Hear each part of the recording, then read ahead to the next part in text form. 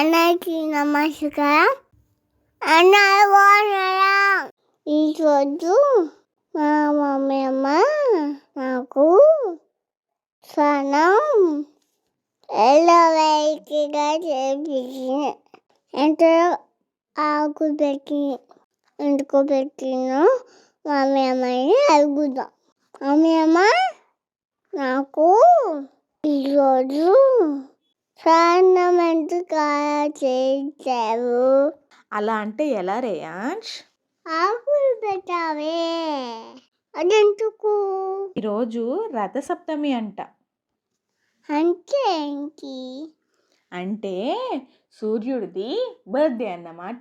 ఓహో, అంటే ఆకులతో చేద్దాం.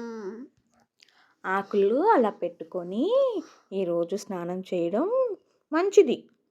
అవునా?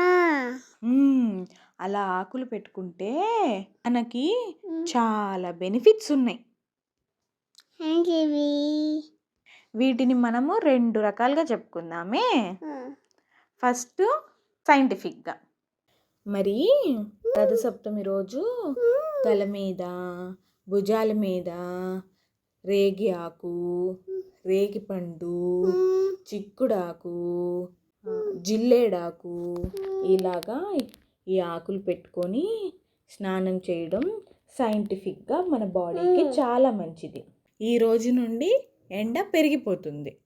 సో ఈ ఆకులు తలపై, భుజాల మీద పెట్టుకోవడం వల్ల మన బాడీలోని హీట్ని అవి అబ్జర్వ్ చేసుకుంటాయి. అప్పుడు మన బాడీలోంచి హీట్ తగ్గుతుంది.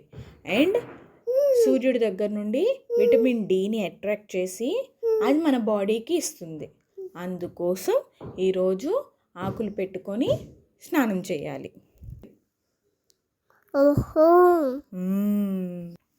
ఇంకా పురాణాల ప్రకారం అయితే మనిషి అంట 7 రకాల పాపాలు చేస్తాడంట. ఈ 7 రకాల పాపాలు పోవడం కోసం ఈ జిల్లేడాకులు, రేగాకులు 7 ప్లేసెస్లో పెట్టుకొని స్నానం చేస్తే అలాగా ఆ పాపాలన్నీ పోతాయంట. అవునా? ఆ 7 ప్లేసెస్ ఏంటో చెప్పనా? చెప్పు. 1 తలపై, 2 భుజాల మీద, 2 ఐస్ మీద, 2 అరిచేతుల్లో 2 మొత్తం 7 అయినాయి. అవునా?